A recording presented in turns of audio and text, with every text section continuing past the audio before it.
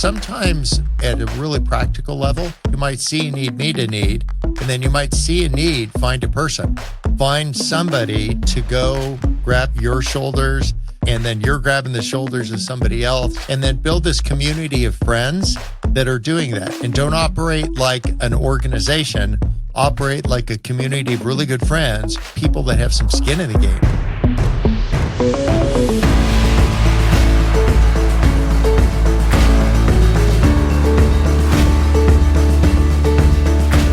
Hey, yo, peoples. Hey, yo, peeps. Peeps isn't really a cool word anymore. Do you guys know that? Peeps. Like, that was kind of a big deal. Now it's, I don't even know what it is now, but I just aged myself by saying peeps. I'm the father of 4 teenagers, and they have a whole lingo that, I mean, mine was like rad. Rad was like my language, and now they have 49 words that were hip last week. And now this week, you're old school. You're basically saying peeps. Welcome to the 10,000 Minute Podcast. Tim Timmons here once again. We've got my great friends, heroes, people that have shaped me a whole bunch and have shaped so many of us, actually. Bob Goff. Bob Goff and his wife, Maria, Sweet Maria, and Jody Luke from lovedoes.org. This is a great conversation.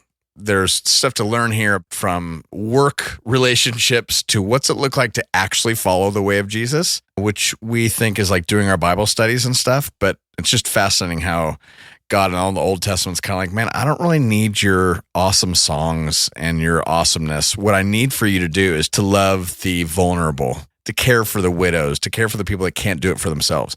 And that's kind of what these guys are doing, you guys.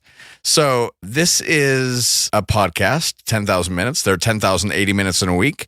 And 80 of those minutes we spend, maybe if you gather as the church somewhere, which is awesome, in a building or in a home. But there are 10,000 minutes until we gather again. And I'm awesome in those 80 minutes that we gather. But as I scatter, how are we looking more like Jesus? Not just looking like him, but actually representing him in our world. How are we like shalom and peace dispensers to the world? Not judgers, but peace and shalom dispensers in the world. And that's what my friends Bob Goff and Maria Goff and Jody Luke are doing. And I'll invite you guys into as well, because they're doing crazy things. If you ever read Bob's book, Love Does, or any of his other books, they're just kind of mind-blowing. So you're going to love this. Check out our show notes for any more information on Love Does. They've been around for 20 years. I mean, guys, they're everywhere. They're in like conflict zones. When I was in Israel with Bob and Maria and Jody, they had just started a new school in a Palestinian area. I mean, it's just crazy. And they just go and do it. So check out stuff in the show notes. If you guys are loving season 3, I hope you are. Subscribe to our podcast so you don't miss an episode. And if you'd like to join the 10,000 Minute community, Facebook or Instagram, please go and check us out there. It's also in the show notes. But you can also give to 10,000 Minutes, because we don't do a Patreon like most podcasts do. We just have a nonprofit. And so you can give as much as you want. And you can also get our free text messages. All that stuff is in the show notes, or go to 10,000minutes.com, 10,000minutes.com. Okay, you guys, get ready. This is one of my favorites. Actually, 3 of my favorites. So here we go. Hello, everybody. Hi. Hey, Opa! Hey, Opa! Welcome to the 10,000 Minute Podcast. We've got a lot of great humans on this right now, and a few people behind the scenes that aren't even going to have microphones. We've got Jody Luke over here, everybody. It's so good to be with you, Tim. I miss your family, your wife, all of it. You know, you have friends whenever they pop up on your phone, and it just gives you such great feelings and memories. And really, I just almost like lift you up in prayer. I love you both. I just think you're fantastic. Thank you, Jody. Yeah. We've got a guy named Bob Goff on here as well, who is apparently flying in a jet at the moment. Yeah. I do.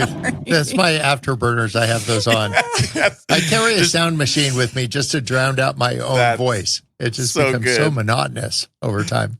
That would be such a good bit. You just always have planes going on your sound machine.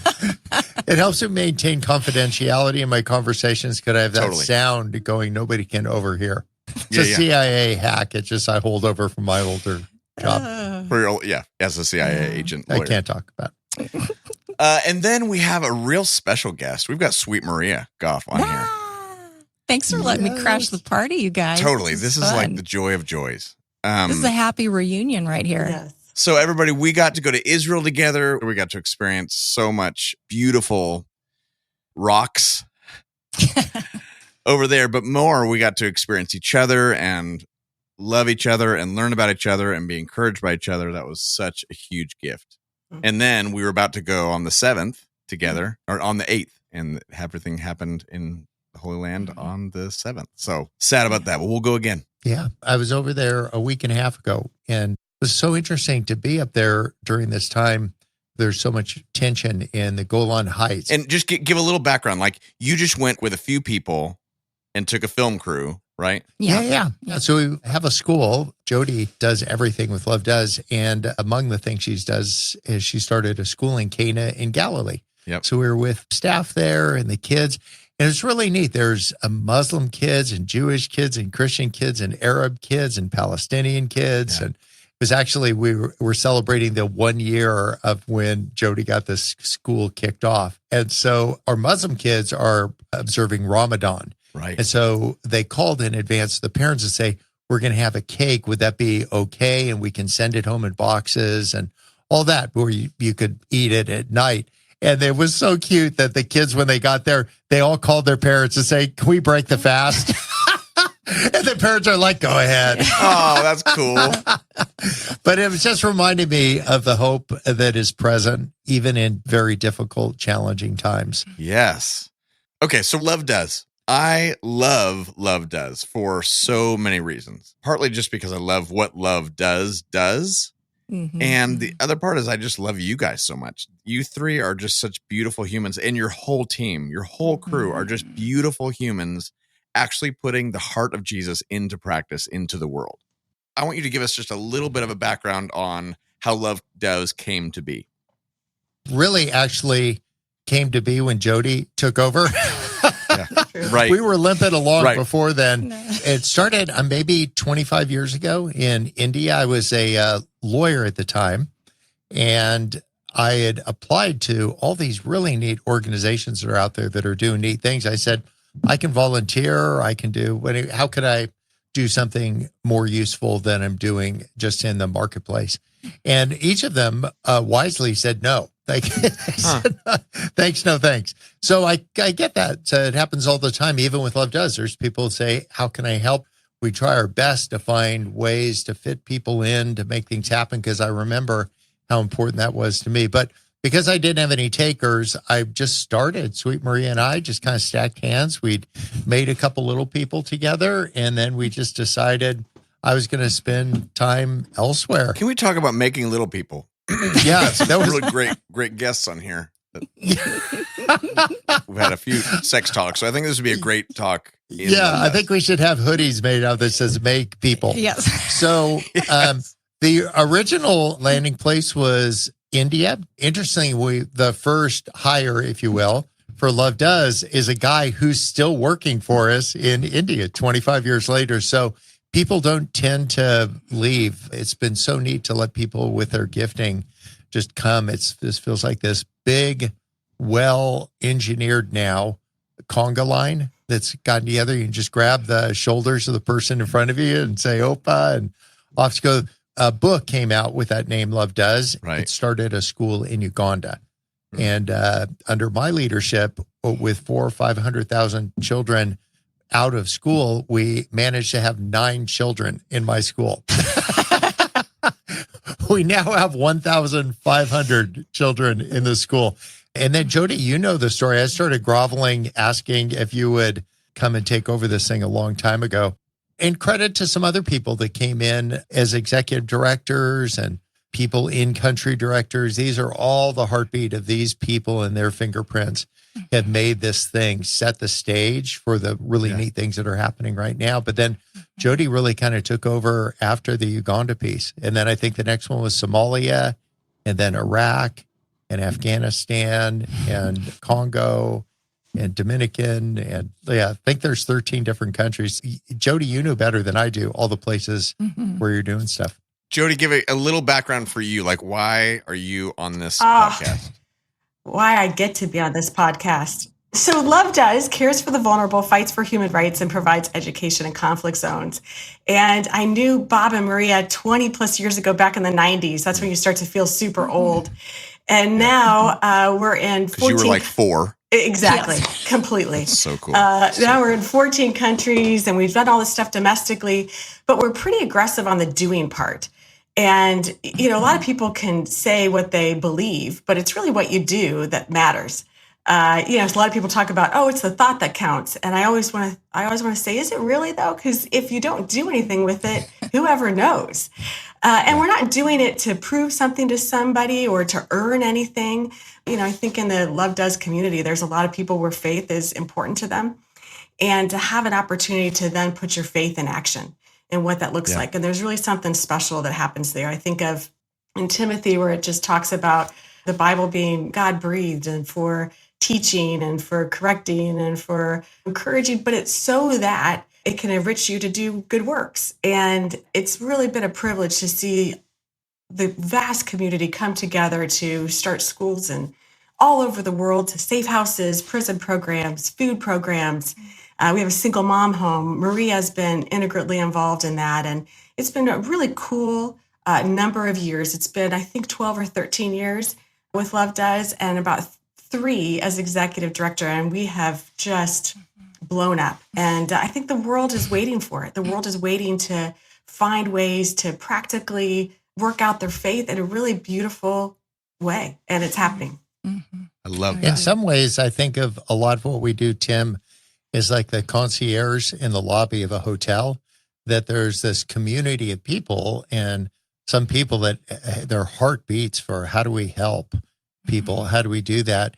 And then if you go to the concierge and they say, I'm hungry, then let's say, well, what do you want? Like what, a hamburger, creme brulee? Like what is it that lights you up? And so it's been so fun to be kind of on post in the lobby. And then we come across these really delightful people that have a heart for doing things. And then we could say, how can we help you do that? If you ever seen Bob speak, and then there's usually this really long line afterwards, and everybody wants to take a picture with Bob. And what does Bob do every single time? Maria's laughing because she's been in those lines like, okay, what does Bob do? He raises his arms really big, right, on every picture if you've ever been with him. And it is a visual representation of an invitation to join the movement, to just saying all are welcome. All are welcome and come on board, invite you into Love Does, invite you into what we're doing. And any picture you watch, you'll see Bob with his big arms, out like that. Right, Bob? Yeah, I got hit straight in the face once. Yeah. And to be honest, I'm still hurt. All these people that really know a lot more than I do about Love Does and the operation of it and how it's unfolded. I'd have to say, Tim, the thing that I saw at the very, very beginning when the seed was planted, and I think it was when Bob was practicing law, and he'd go to work and he was a successful attorney, but he'd come home and still be working on cases. And I think I saw the little light in him kind of go out because he wasn't doing what I think he knew in his heart that he could do or he wanted to do or to make a bigger impact in the world. And so I think that's what started to stir his heart a little bit toward India at first and going over there with International Justice Mission and documenting indentured servants and, getting them free. And it was just like one thing after another built upon where Love Does is now. But nobody knew the formula in between. Bob's thinking, I'm a lawyer, but I think there's something else I could be doing. To now when there's just so many people involved in individual countries doing really their own work. Like these are countries who people on the ground are helping their own people get ahead in the world. And we just get to be the support around the outside. And I think that's really beautiful and a great description of what love does, which is the whole meaning behind the book and Bob's life and Jody's life and now yours and Hillary's. It just is contagious. And Maria, you've watched this for a long time. So how has this affected you? I mean, Bob's Bob. He is crazy and beautiful and all out there. Yeah. And how does this affect you as like, was you're looking at this going, oh gosh, I want to be a part of this. How are you a part of this? Like you talked about being a part of the women's home. Yeah. Like how has this hit all of you? I think for me, I'm comfortable with who I am. I'm not really an upfront person. I'd rather work behind the scenes. So for me, it's that dance of how much I can do with Bob while he's upfront doing what he does. So I feel like my role as an encourager has been pretty big in the whole evolution of Love Does. We've been going through our house and just getting rid of things and organizing things. And I came across this document that I'd handwritten to Bob before he left on that India trip. Wow. And I was a young mom with little kids, and I wanted to be supportive of Bob doing something that I knew he was meant to do. Yeah.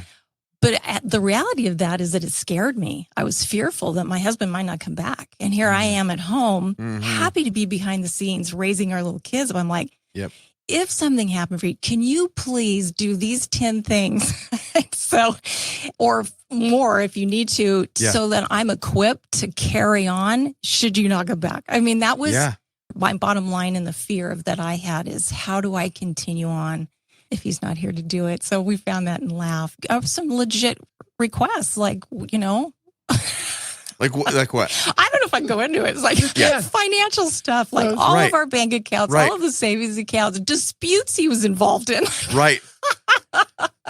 Who's supposed to get what? How would you handle this if this goes down? The law firm, the leases, the mortgages, everything that everybody has in their life, just living life, you know, just aside from doing other things out in the world. There's those basic things. And I wanted to make sure that I was equipped to carry on. But Tim, it's been beautiful to watch the partnership of Bob and Maria as they support each other in becoming who they were meant to be. You know, for Bob to go on that trip, and it is fearful sometimes, some of the places that he's gone to, because they're conflict zones. And for Maria, and he's not normal. Like he goes in, and he's like, "Hi, you've got a gun. Can I be your friend?" Yeah, that's kind of Bob. Yeah.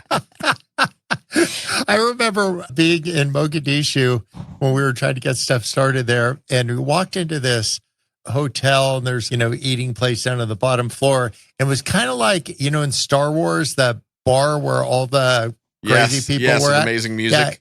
Yeah. And I'm sitting down there all alone, and this guy sits at the table. And he says, "You're not from around here." I'm like, "How'd you guess?" So we're talking. He's like, "What did you do?" And I asked him, like, "What do you do?" And he says, "Oh, I'm in charge of Somalia's Navy." And then I was thinking about that. He said that. I'm like, he's in charge of the pirates. I mean, if there's somebody you want to unmeet, I'm like, it's that guy. Yeah, that's vintage Bob. Okay, Jody, you were saying something. You were bragging on them for a second. What I love about Bob is that he's a tremendous communicator, but the secret sauce to me is his injection of winsomeness and wonder into what he does. Here we're starting a university in northern Uganda on the side of this school that was at ground zero for the Lord's Resistance Army that now went from 9 to 1,500 students. And we're going to create a university, which is kind of a big deal. It's like 1,000 steps. It could kind of feel overwhelming. Yeah. And I think, I'll just do the next step. And then Bob comes in and says, "But I want to build a zoo next door," which is really a giraffe enclosure refuge. So it just adds to it. And you kind of go, in Somalia, we have the only girls leadership academy in Mogadishu, and outside of Mogadishu, there's a large part of that country that is in famine. And so to think that we put some resources towards building a basketball court, which is guarded by people with machine guns. Like, you hope that there's not an errant rebound on the basketball to hit the machine gun. But what that's done is those girls, it's communicated, we see you, teamwork, all sorts of just joy. And some of these places, there's not a whole bunch of joy. And Bob has been that incarnate. And it has made all the difference. Okay, so question. There are so many needs out there. I love, Bob, you were saying under my leadership, there were 9. Did you say 9? That was rounding up. Yeah. There was probably rounding only up. 8. Yeah. And again, 10,000 minutes, we're trying to figure out how do we, and this is a series on relationships. I'm looking at you guys, and I've been able to watch you now a little bit more intimately than just reading your book. even though I just did read your book and I thought it was amazing again. Read it for the second time, Love Does. But I'm curious, how do you know when to say yes to things? This is to all three of you. So there are so many needs all over the place. What's this look like to say yes to needs? I mean, you see needs everywhere. How does that work? I have an initial thought on that. I think about viability and just drilling down at a really practical level. Is this something that can be viable? And how long would it take to get there? And then you have to define viability. Right. So there's some countries that it will never be able to balance the budget, but we'll have to continue to resource it. And then there's other countries that actually can. You offer, I think Jody's school in the North now is like number one in all of the North. So there's 2,000 kids, for instance, that apply for 200 spots. Wow. And so their number of kids get scholarshiped in. We start them in villages in huts, and then they go to pre-kindergarten so that they can assimilate into the elementary school, so they have a shot at the high school, so they have a shot at college. Because if they graduate high school with good grades, and then Jody pays for them to go to college. So it's pretty cool. Like we give them ATM cards. It's abstinence till marriage. We say if you want. That's what that means. Yeah. So to have a strategy, and the strategy is towards viability and wearing dual roles as we are concierge for other people. Say, how can we take? It's their generosity, it's their benevolence, it's their passions, and then we could say, is there something we have in terms of infrastructure and detail, and how somebody Jody could be, a Chicago CPA, big four accounting firm, like she's that person. So we bring hopefully that combination of faith, and then the kind of people that are really stingy about spending money, and then the kind of like let's go get a giraffe.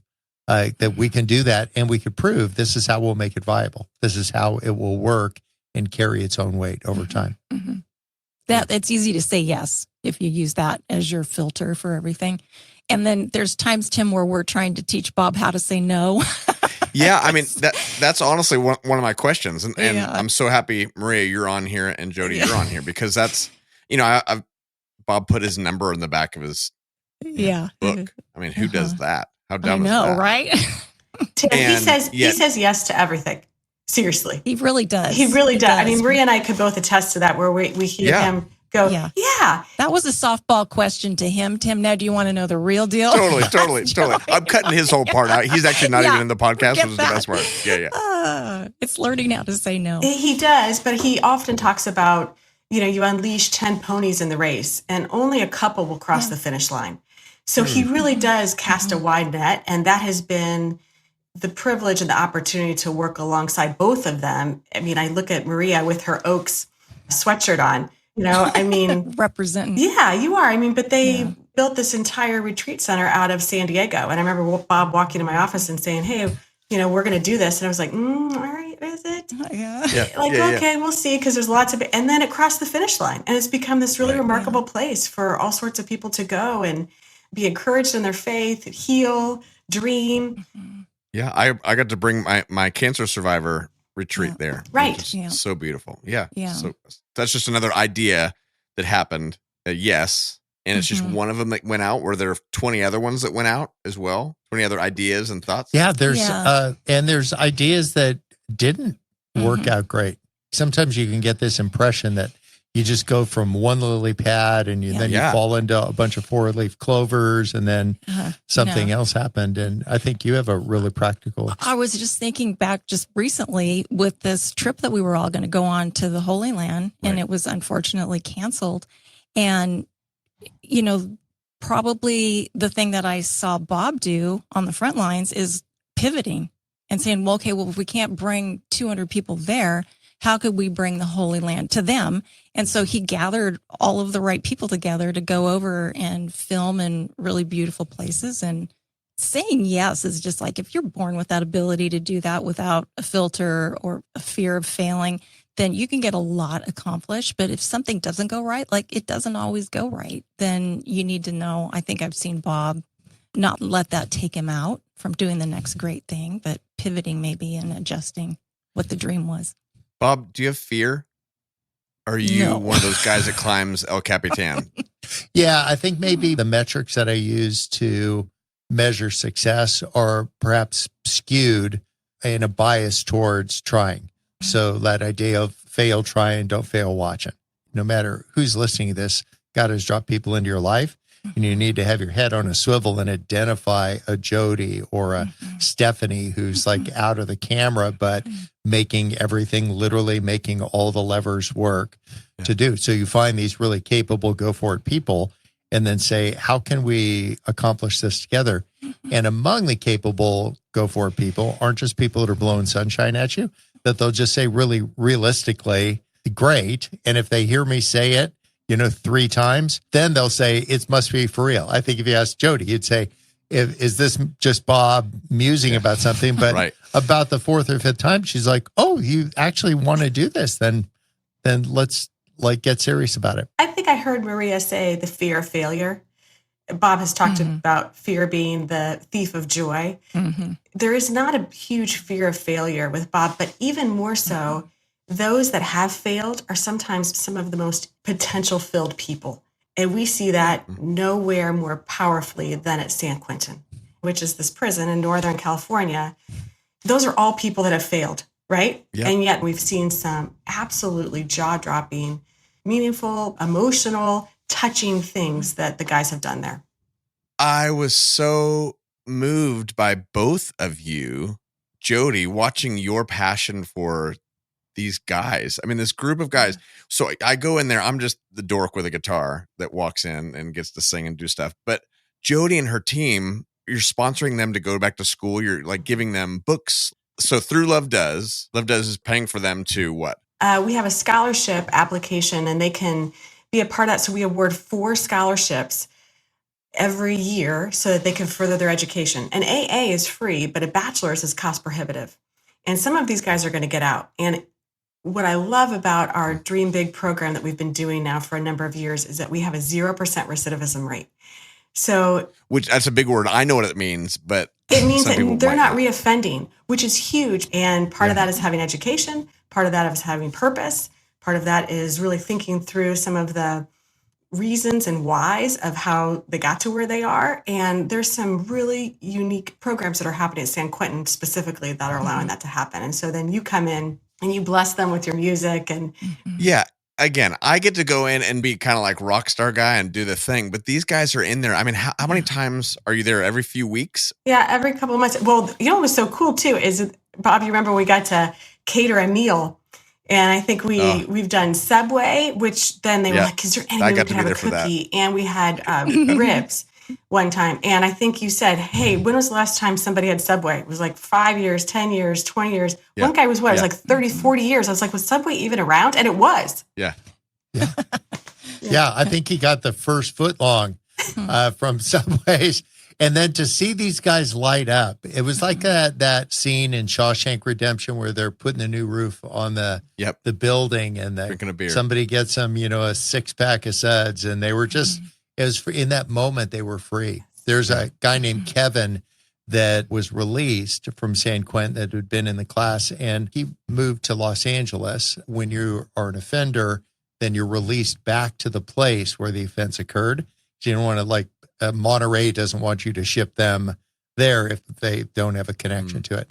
And so he's back there and he's decided just to serve the poor. So every day he makes sandwiches and with his wife, they go down and they serve people on Skid Row. And he's just this beautiful guy. But when I met him in one of these breakout groups, the first time we were talking, I was seeing the guys like bench pressing picnic tables in the yard and all that. And I was saying, if somebody put a bar on me, I thought what would be on my chest would be the bar.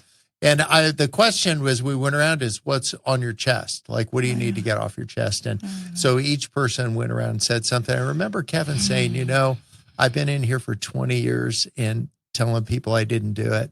And then he took a half a breath and he said, I did it. And in that moment, he was the freest guy I've ever experienced. And there's something beautiful about seeing what Jody and the team are doing there in that just freeing people up to just be who they are and experience love and acceptance and then watch them go do grand things. Yeah. I mean, you're teaching dreaming big to inmates, to incarcerated community. That's just absolutely bonkers. And I'm trying to get to this idea for us because there are a bunch of us listening who are going, okay, Bob, you're crazy. You're literally like just a nut job. And I don't, nobody understands how you are able to do all the things you do. Partly it's because of that human on the other side of you who has been so supportive and just said, yes, Bob, go be who God made you to be, which is so beautiful. So that's just number one encouragement. Like, who are we Marias to in this world? And Bob, you do that for her. Absolutely. And then you've got Jody, who's then taking of all these things and making them actually happen. I'm trying to get down to what's it look like for us to see a need and meet a need. I was thinking about this young guy named Drew. We bought a truck. It says Love Does Mobile Food Pantry on it. And we toss the keys of the truck to Drew, and he assembles a whole bunch of people and Jody as well. And they go out and then they take on the Afghan community and the Ukrainian refugee community and all that. And so sometimes at a really practical level is that you might see a need, meet a need, and then you might see a need, find a person, find somebody to go grab your shoulders, and then you're grabbing the shoulders of somebody else, a Stephanie, a Maria, whatever, and then build this community of friends that are doing that. And don't operate like an organization, operate like a community of really good friends who are really stingy about where they spend the money, but they're going to get it to the poor and the needy and the people that have some skin in the game, you know, emotional, financial, time, whatever. But there's a whole community of people. So when you go down the line, there's all these people. And so sometimes there'll be things you can do yourself. Sometimes you find a really go for it person and say, want to go do this together?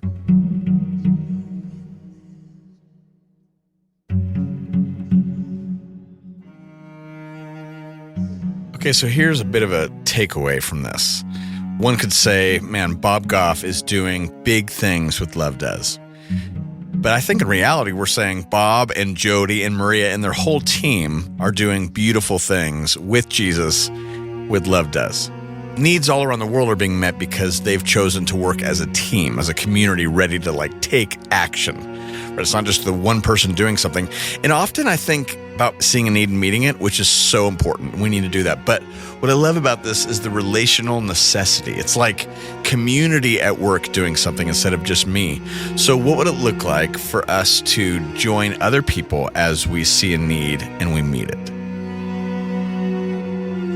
I love that Bob is inviting us into a new way of serving others. So you see a need, you meet it with the help of others. Find a person. Who is your Jody? Who's your Maria? Who are you Jody to? Who are you Maria to? Who are you Bob to?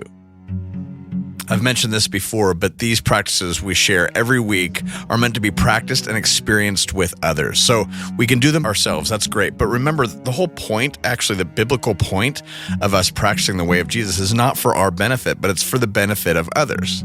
Again, if you guys want to look into that or if you disagree with that, that's totally fine. But as you look at all the yous in the New Testament, there are only a few of them that are to a specific person. All of them are for the whole group.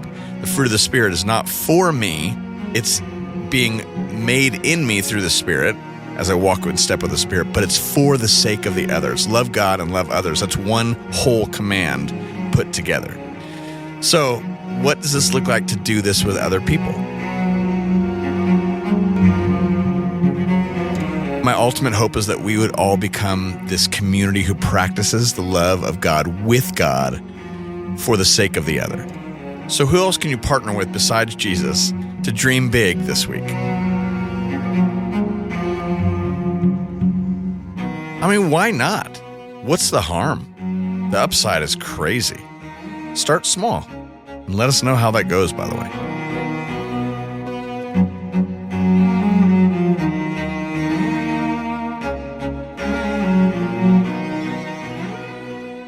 I just love that idea that the ripples go out and each person listening will know what their thing is, but you don't need to start with a big thing across the ocean. Go across the street and love your neighbor and make them a pie. And if they don't want a pie, I do. And so just have them forward it to me. Yeah. Don't underestimate the power of encouragement. We have a great deal over at our single mom home. We have a boutique that is baby supplies and clothes. And we have this Amazon wish list. And every week, if you are a single mom, you can come and shop for free there. And in our Love Does community, if you want to purchase something on our Amazon wish list that you can find on our website, you can also, on the gift message, you can write a note of encouragement to any single mom that's out there. It doesn't have to be a super expensive item, but it's a really practical way to say, hey, what's on my heart? I want to make sure that gets to somebody who really wants to feel seen. And this could really encourage them. And it's a really easy way to do it. So sometimes it's hard to say those things in real life, in person, maybe to a neighbor, even though I love the pie idea. But this is a great way to encourage a single mom out there who's doing her best. And we actually take those messages and we tape them onto the back of a binky or a bottle or a jacket or a blanket.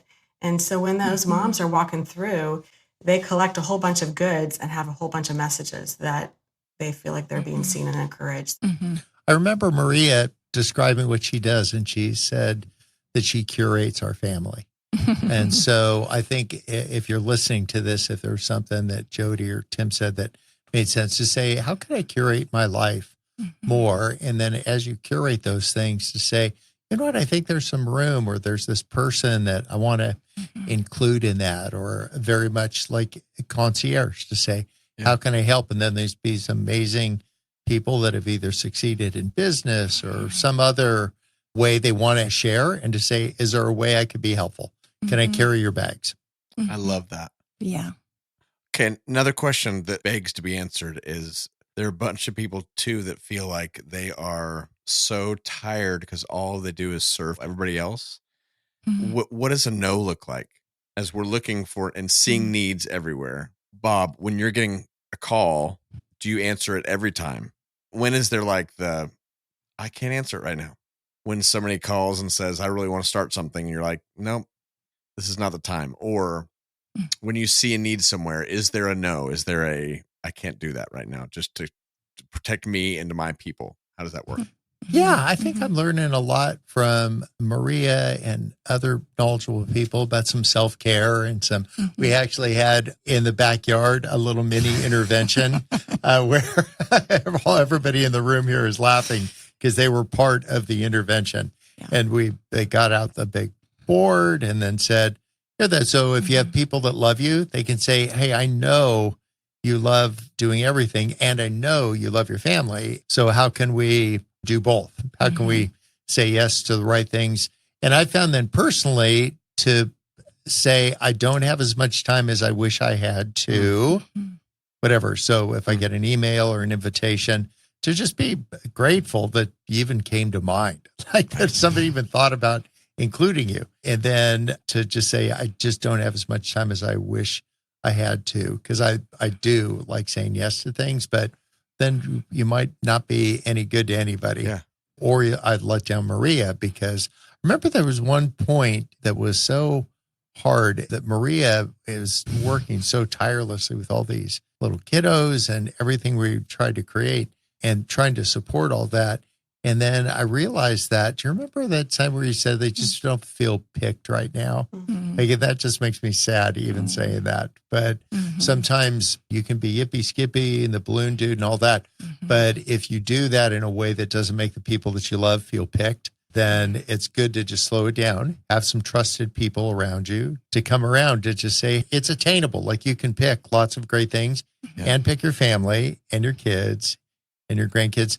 And so the last thing I'll say on that is if you change the assumptions people are making about you, then you'll change your approach to life. So the assumption that people made about me that were closest to me is that I was gone and I was on my way back. And I've changed the assumption now that I'm home and I might be going somewhere. And I remember getting a call from one of the kids and they said, like, oh, what are you doing? I'm like, I'm just on the back porch. He said, yeah, I assumed you'd be home. And I was like, he couldn't see me like fist pumping. I'm like, I've changed the assumption at least for one time. I love that concept. I'm trying to think of what other ways that would look like. Yeah, maybe the assumption is that I'll say no to these really neat opportunities that come my way where my default setting is yes. Right. Well, I was just saying, if your default setting is yes, then I think the thing that you've learned over the years is to get people around you to be able to help whisper no into your ear and to trust that. And then for me to be able to say to you that maybe that might not be something that's in line with all of your other goals. Let's get more information, or let's pass on it. Something else will come along. I didn't always know how to say that gracefully. I remember a time when it was really, really hard. It felt like he was gone a lot.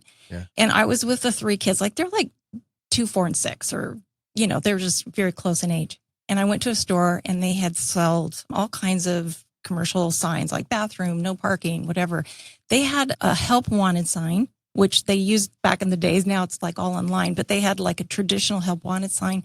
And I bought it and brought it home because I thought, man, isn't that the truth? I need help around here. Maybe if I put this sign in the window and Bob comes home and sees it, maybe he'll like get a clue. But he thought I was telling him he needed help. I was saying I needed help. Gosh, but the thing that was really good about that exercise for me is that while it was literally in my window and I was waiting for Bob to come home, I was realizing that I didn't know how to say exactly what I needed. And so in that time, I figured it out. I boiled it down in just a couple hours that I needed somebody to come on Friday night so we could have a date night, or somebody during the day to come for a couple hours during the week so that I could run errands. And then that would take the pressure off of him to meet all of those needs. So, right. You guys seem to have done that really well, meaning that you've had to go through a lot of error.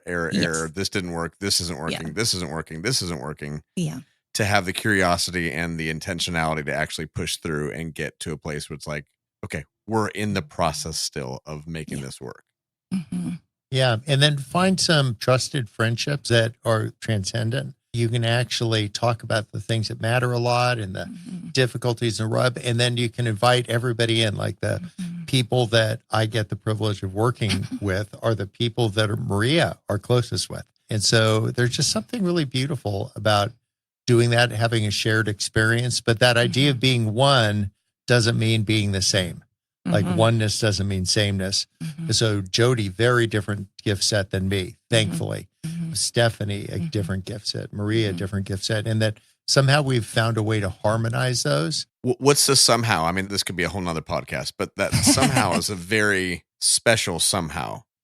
I don't know. What do you think, Jody? You're the conductor. Well, I think to the point of, do you say no to anything? I think sometimes it's not no, it's just not yet. And that's okay. There's seasons. I remember I have 3 kids too, and having young kids, and Bob called. I mean, we knew each other way back when, and then I went back to accounting, and I'm a CPA and was working in public accounting, and then started my own fractional CFO business. And Bob called and said, hey, could you come help? And everything I wanted to do was like, yes. And I think it was, my youngest was 6 months old.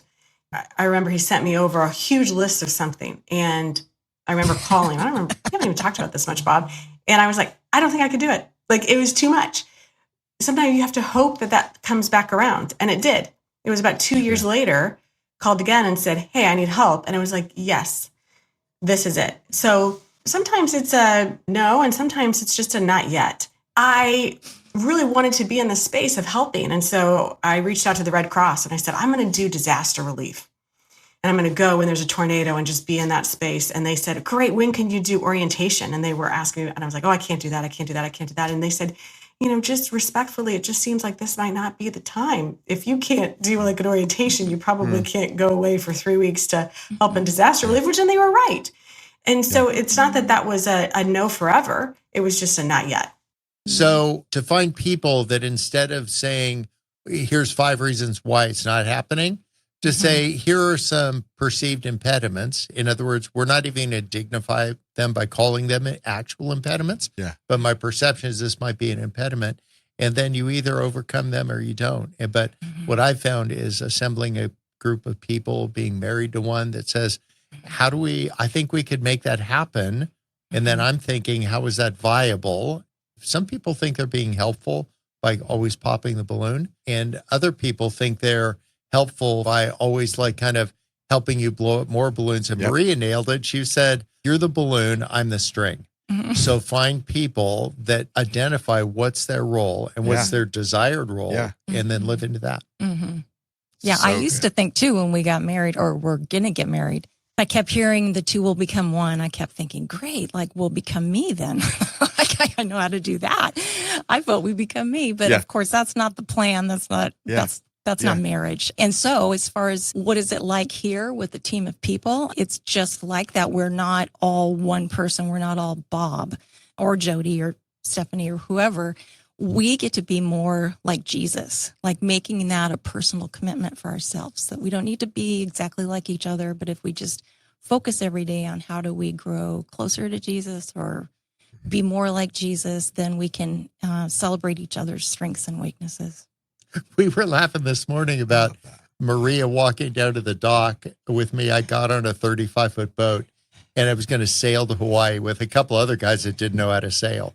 And she's like, this is just stupid. It was the smallest boat in the whole fleet. I was like, are you sure you want to get on that boat? Yeah. Sail across the ocean. But that idea to believe in people's ideas, to say, is this something you really, really want? And how can I pull behind you? And I think that's very much the heartbeat with these people who are concierge, that to say, how can I pull behind your idea? And not every idea. It might be, to Jody's point, not yet, but there's a whole bunch of them that can be like right now. So good. And to sort that out and then know your role. Everybody wants to be involved, but we just decided who was going to be in charge, and it's Jody. Yeah. And so as soon as we decided that, and there wasn't a big lift to get there, that was easy to be like, want me in charge?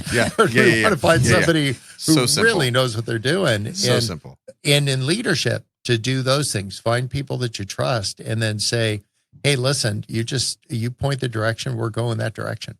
I love that. And I think the other piece of it is that working with somebody as extraordinary as Bob or as off the charts kind and talented as Maria can feel sometimes intimidating, quite honestly. But I think it's leaning into who Jesus made me to be and keeping my eyes on my own paper there all the time, because it can be easy to feel like, oh, but I'm not as good at Bob at this, and I'm not as good at Maria at this. So then all of a sudden you start spiraling, but keeping your eyes where it's supposed to be is really helpful. And we're not all the same, and I'm really grateful for that. Thankfully. I think for people who work alongside extraordinary people, that's a real thing that you have to think through and always be disciplined in your mind in terms of just leaning into who Jesus made me to be and being confident in that. Yeah. So good. You guys, thank you. We could literally do this for the next 4 hours, and I have so many more questions I didn't even get to. Fun. But it's going to be a real quick thing right now. It's 10,000 thoughts. Okay. Jody, you're first. Favorite place to visit? Hawaii. Ooh. Specifically? Kauai. Ooh, Kauai. All right, Bob. Same question? Yeah. Yeah. I think it would be a place where I don't have any control of the circumstances. It would just so be you don't like, even care where. And because, Mogadishu. Never gone and not gotten shot at. It's just they're not aiming at you. It's just a very violent hello. Yeah. Gosh, Maria. Home, wherever that is. Home doesn't need to be like the place that, we are right now, that address, but wherever the people I really care about are gathered. Yeah. That's my favorite place. Ooh. Okay. Hidden talent. Maria, go. Oh, gosh. Bob is very proud of the fact that I can tie a cherry stem in my mouth with my tongue. Isn't that Never like a sign mind, that Jody, you can make what's out yours? well? Isn't that right? What? Bob, Jody, what's yours? Okay, Bob. Yeah, I can play the banjo. Can you really? I can play the banjo, yeah. Bob, when we're at San Quentin next time, let's do it. Yeah, come on. I'm bringing the banjo next time. Let's do this. Oh my gosh. Yeah. Okay, that's done. Okay, Jody, go. I think I'm a world-class multitasker. Mm-hmm. Wow. I think that's really it. That's not hidden, Jody. We all know this about you. Come on. What's the hidden part? Yeah. I feel like you have to play a part of this too. I mean, favorite place to visit. I'm probably going to say the Hawaiis. Mm. Oh, I'm going to hang out with you, Jody. Yeah. I mean, we can. That would actually be a great time. Get our families together. Yeah. Hidden talent. Cooking. Cooking's probably my. Oh. If I could do anything in the world, I'd write songs and cook. I like that. As you're poaching pears, you're thinking of lyrics. Oh, like don't get me started because it'll be an hour before I'm done. Okay, pet peeve, Jody, go. I cannot stand when people slurp their cereal or the popcorn. I'm one of those people. I know there's like an official word for it. Yeah, I hate it so anal. much. Whatever. Yeah. I don't care. Yeah. I hate it. Yeah. I'm so with you. Okay, Bob, pet peeve. Okay, big room full of people, and the guy in the front row is doing that sewing machine thing with their leg. Like, twitching. Oh, yeah. It'll get and me. as you're talking, just gets me distracted. Yeah. So people will see me. They'll always see a music stand, and they assume that there's notes on it. Nothing on it. I just put that in between me and whatever's distracting me. And he's not the guy with the problem. I'm the guy with the problem. Wow. Like, he just got to go to the bathroom or is happy or whatever. But I just get super easily distracted. So I've learned to put something in between me and whatever's distracting. I can't wait to do that in front of you when you're speaking. I'm for sure going to do that. Yeah. Okay. Yeah. Get the whole row to participate. Yeah. That's no matter funny. where I go with my No, that's funny. That's funny. Okay, Maria, pet peeve. Gosh, okay. So my pet peeve is when I'm following behind somebody and the light turns yellow and they stop instead of coasting through the intersection for the given seconds that you have. You clearly don't appreciate that we have a green light and you don't have Maria, to stop. what do you say to them? What do you say to them in the car? Thank you. That's the next question. No, just go. Yeah. That's so sweet. That's a sweet thing to say. That's sweet, Maria. Is there other words you could say? That's about as close to a cuss word as you'll hear from her. Is it? Yeah. Sometimes she'll say, like, if she's really annoyed, be like, rats. Tim, what's yours? Yeah, what's yours? I got to change my ways. Because if rats doesn't come out of me. Are you one of those? No, I don't. I'm really nice to people, but it's all what goes on in my heart. Okay. I have things to say about you in my heart if you stop early or you don't let us all go through, because I'm in a hurry and it's like, you're an idiot is what I say in my brain. I'm like, I'm way better than you and you're an idiot. But I'll wave by. I'm like, oh my gosh, no problem at all. It's great. Cool. Yeah, just stop right there. That's a perfect place to stop. It's called contempt, and Jesus is working on that with me. Good. What was it? Pet peeve? Oh, gosh, chewing. I mean, ice chewing, really, like carrot chewing. Like my family does it, and I'm like, you guys, I love you. It's not you. Like Bob said, it's me. So don't chew ice. When people do, I just I'm like, it's great. And I have the same smile like I would if you cut me off. Guys, that's it. That's all we got. That's all I got. So good to be with you. We love and you. we're going to get back into some more adventures. And for the people listening, find a little mischief. Find the right kind of mischief, but find a whole bunch of it. And in that ambiguity, if you want more faith, you just got to do more stuff against this backdrop that Jesus doesn't need our help. He just wants our hearts. I find that just so freeing. Mm-hmm. What are ways that people can support Love Does? Because I am a huge fan. Yeah, loving your neighbor. Like I love that answer. I absolutely love that answer. Like that would be that's one way. Like, that's the best way. Yeah, we're like turning this into a franchise. Everybody gets to just love their neighbor, and then you're in. And then the second way is if you hear something that Jody's doing, do what I do, which is to say, how can I be helpful? Like, is there something that I can do? Can I show up and build a house in Mexico? Like if she's building the next school, if she's got 5 in the Dominican, or you got to say what you're doing next week in Mexico, opening up. How many kids are you starting with, Jody? Well, 180. There's 1,800. It's a refugee camp right on the other side of the border between San Diego and Mexico. There's 1,800 families. It's an asylum camp. It's the largest one in the Americas.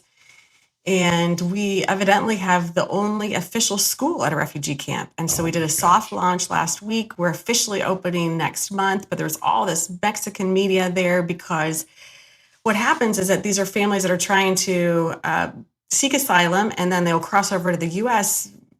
Quite a few of them have never had formal education or have had quite a few breaks. You know, a lot of them have come through the Darien Gap. They've come through 10 countries to get there. And so they've been off of school for a while. So having some sort of formal education, which translates more than just ABCs and 1, 2, 3s, but also says, hey, you're seen and you're worthy and there's hope and so many things you can communicate through education. And so we have the school that's officially starting, and that's really exciting. That's going to launch next month, but that'll be our 14th country. And it's been wild, Bob. It's been a wild ride. And I love how Bob ends the Love Does podcast. So if you want to know more about some of the countries and hear some of the people that are trusted and on the ground, you can hear about them there, or even Bob's podcast at Dream Big. Don't just agree with what you've heard, but go do something. I'm just going to be that guy. Are there any financial ways that people can support Love Does? Yes, you can write Love Does a check and go build a wing of a university that Jody's doing. That's what we're planning on doing. I love that because I have that kind of money. Yeah, but think of the practical things. Again, we just think small, medium, or large. And if you start perceiving yourself, as we do, as the concierge, to say, if we can help you put some wheels on some of the things you're doing, but this isn't a pitch for money. We have a fundraiser once every 20 years. We did it in 2003 and we did it in 2023. We're going to do the next one when I'm 85. So it'll be just this group things, hear a need, meet a need, be the person that's in need. Let people know if you're in need. Like, don't keep that a secret either. It isn't a fundraising thing. It's Acts 2 and 4. They break bread together, they pound the carbs, and they have things in common. So if we're doing this is the people you're assembling, Tim. Just saying, like, we've got needs, we've got things. Like, how do we just get all those resources freed up?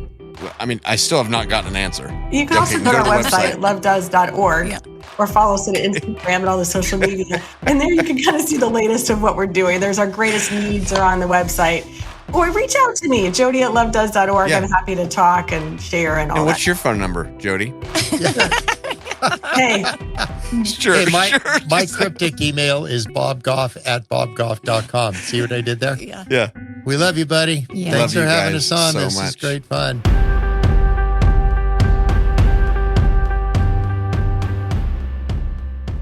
Okay. Well, I hope that was encouraging for you like it was for me. These people are doing it. Most of us talk about it and say, ooh, that'd be cool. And, our theological idea of that in the Greek, it means this. It's like, who cares unless we're found living as though something is true, which is the definition of the word to believe.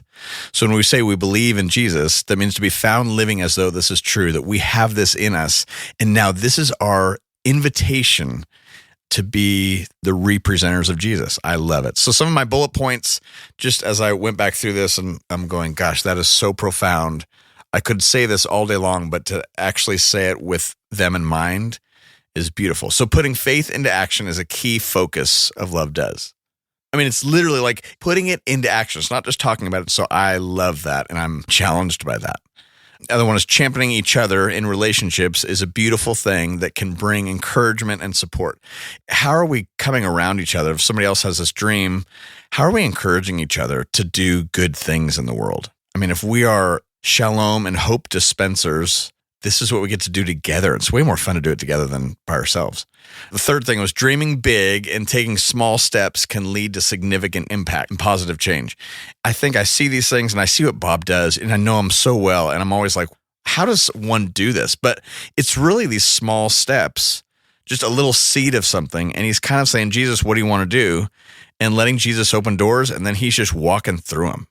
So these things don't have to start off huge. It can just be small, and it can end small. I love it so much. So the practice this week is to see a need and meet it. Let's just be aware this week. Jesus, would you help us just be aware this week of needs? And then let's meet those needs. No strings attached. And let's put our faith into action as a community. So part of this is also, who can you join this week to serve someone in need? So I want to look in that and be aware of that this week and see what that would look like for me to practice that this week. So find a person and meet a need together. Hey, let us know how that goes. We just kind of put these things out and we wait to hear, does this make any difference at all to people, or are we just kind of wasting our breath? And we don't think we are, because we get notes from some of you. But if you guys have other thoughts and you've made it this far, then you are like true all the way in 10K people. So let us know how the practices are going. That would be so helpful. You can go to our Facebook group and just chime in there. I love hearing stories and chiming in with you there. The link's in the show notes, as everything is. And let's practice this stuff as a community. If this is helpful for people, would you share it to people? Let us know how it's going. So subscribe to our podcast. Please share it with friends. Like it if you liked it. That's super helpful for us. And then sign up for our weekly encouraging text messages. Just dial. Nobody dials, but just put the number of 59925. 59925. 59925. New song, old song. And then put in the subject, just put 10K, 10K. So 59925, put 10K. So thanks for listening. I really am honored that you guys would listen to this. Love you guys. Appreciate it. Get ready for next week. It's going to be great. See a need, meet it, and find somebody to do it with you.